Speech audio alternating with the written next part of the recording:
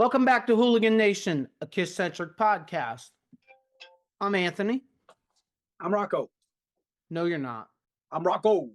This week, we're back again for another bonus segment of all new material. We're going to discuss the greatest hits compilation that started the KISS craze for compilations. It's the first among many. I personally love it. From the cover to the song choices, and for someone like me who found the band at the end of the makeup years, this made going back through the catalog easier. Strutter 78 is the only song on the album that has changed in any way from the original, and I just can't really hear the difference. Me neither. Yeah, I don't know what it is. I mean, I'm sure that somebody's going to have some comments telling us that we're tone deaf and crazy, but that's okay. I like input. Yeah. Either way, I think it's a great choice for anyone finding KISS today. All of these songs that are on Double Platinum, they stood the test of time, that's for sure. Absolutely. So why don't we start with the track listing? It starts out with Strutter 78, Do You Love Me, Hard Luck Woman, Calling Dr. Love. They're both listed as remixes. I can't hear the difference. Let Me Go, Rock and Roll, Love Gun, God of Thunder, Firehouse, remix. Hotter Than Hell, I Want You, Deuce, remix. 100,000 Years, remix. Detroit Rock City, remix. Rock Bottom, intro. She, remix. Rock and Roll All Night. Beth, Making Love, Come On and Love Me. Remix, Cold Gin, and Black Diamond, remix. Dude, I think it's a great compilation album, and since it was the first one, now there's so many compilations albums. I'm not sure that we needed 175 compilation albums, but this one being the first one, man, there's just nothing bad to say about it. Well, this goes back to when we first started doing this podcast. You wouldn't let me say that this was my favorite album. When we first started this podcast so long ago. Yes. It was. But it seems like a while now. Ooh. What did I say? I said to somebody a couple episodes ago, it's like dog years. I feel like we've been doing this for like 10 years and we're like, I don't know, episode 33 or something. Well, for those of you that have been with us the whole ride, you'll probably know that I've said in many episodes how that this was my introduction to KISS. I wore out the song Come On and Love Me. It's what introduced me to KISS the most. And, I burnt this album out like crazy. This was my introduction. Your brother came into our lives at 16, this redheaded, long-haired kid, introduced us to all of this music and mostly KISS. And for me, Double Platinum is very close to my heart because it's what started the ball rolling for me. And there's not a bad song on it. There is definitely not a bad song on it. That's 100% factual. Which is not always the case with hits, because a lot of times they put something on there they think they should put on there when it doesn't really appeal to people. I don't think there's too many KISS fans that would debate any of those songs. Yeah, and considering that it was the first compilation album, it was very popular at the time. Its peak position in Australia, its peak position was 17. In Canada was 15. Japan, 19. New Zealand, 19. And the Billboard 200, it reached 22. Well, it was released April 2nd, 1978. It's 69 minutes and 45 seconds long. Of course, it was released by Casablanca Records. It was produced by KISS and Sean Delaney. Strutter 78 was released as a single. Yeah, I have to agree with you. Double Platinum has a warm, cuddly part in my heart, especially for us, because it was the easiest way to go backwards as far as music went. Well, maybe it wasn't well, it was the easiest, but it was also the cheapest for kids that couldn't afford buying, Yeah. you know, 6, 7, whatever it was, albums. You just bought double platinum and you kind of went from there. And at least you knew, like, kind of what you were going to get when you started buying all the albums, which unfortunately for me, I've had so many head injuries, I think. Like, I can't remember. It blows my mind to listen to people tell me the first album I ever got was this, and, you know, like Victor, remembering the moment that they got their first album. I have no memory of any of that. None. Like, I I just know that I remember the fact that you killed double platinum. And I pretty much think that I did the same thing because that's where you ventured in to find more music. the one And thing, the one faint memory, and you can correct me if I'm wrong from our memories. you're wrong. You want me? Oh, Can I get sorry. it? I need to get it out. All right. Are you ready? You need a bathroom break? No, no, no. I just I You have a said you memory. needed to get it out. I have to I get was it. just trying to help you. I have a memory of you as a kid, and the song that you could correct me if I'm wrong, and I think it's one of the songs that you fell in love with the Catman, because you listened to Hard Luck Woman like insane amount of times. I did. Hard Luck Woman, Love Gun, Firehouse, Do you have a Detroit top? Rock City. Do you have a top three On this album? from the? I mean, I know they're a hits album, but I have a top three.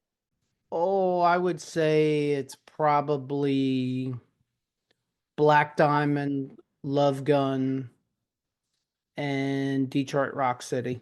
I know it's hard to do it for a greatest hits, like a hits album. I don't know whether people like take this into consideration or not, but you know, you got to figure 1982, 1983.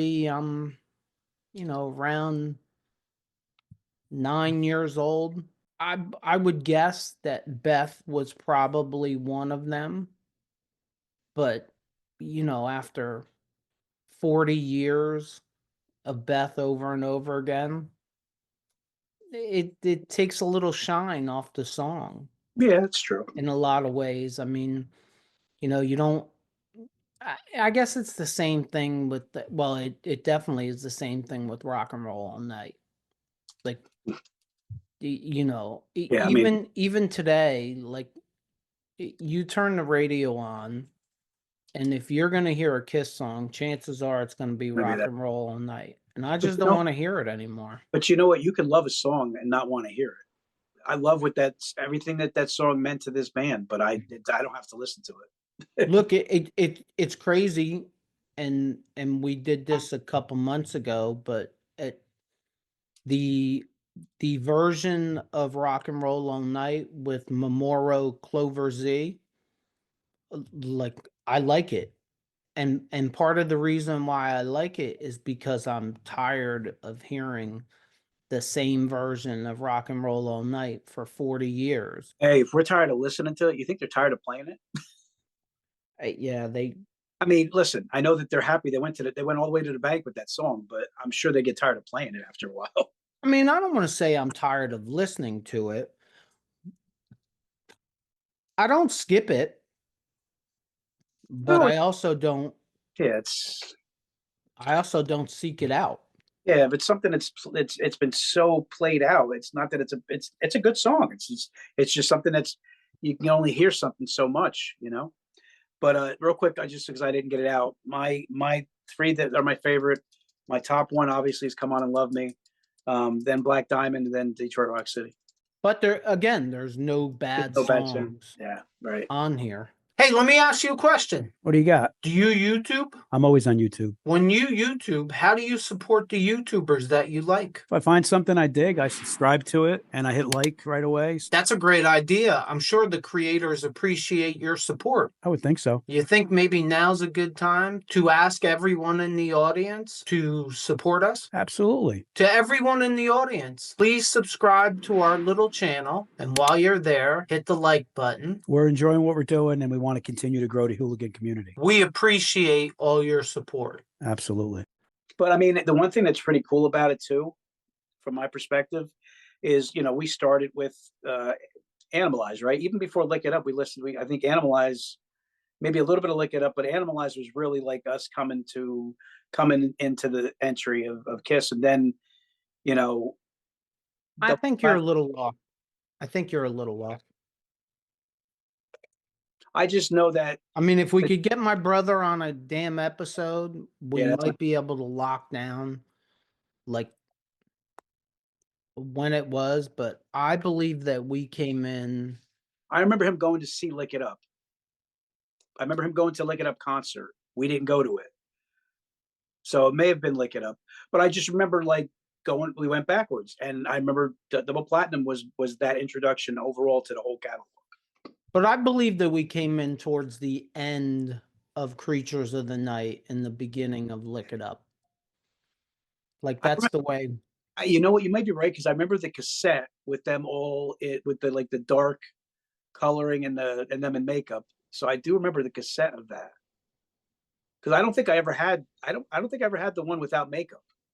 I only had the one with them in makeup. I had it. It's probably worth something today. I have no idea where it is. I would have had it. I would have had it in the record. Yeah, I didn't have it on record. I had a cassette. I thought this would be a cool little quick segment for the subscribers and the people watching and listening, just because it had so much historical significance to both of us. Yeah, you know what? The other thing too, and I'd be curious. I think we have a lot of viewers around the same age. I'd be curious to see, it has a very big fondness to us. I'd be very curious to hear what you guys feel about the album too. Like, how important was it to you in your KISStory? Well, you heard them. So was Double Platinum as historically significant to you as it was to us? And the second thing is, can any of you hear the difference between Strutter and Strutter 78? Are we both tone deaf?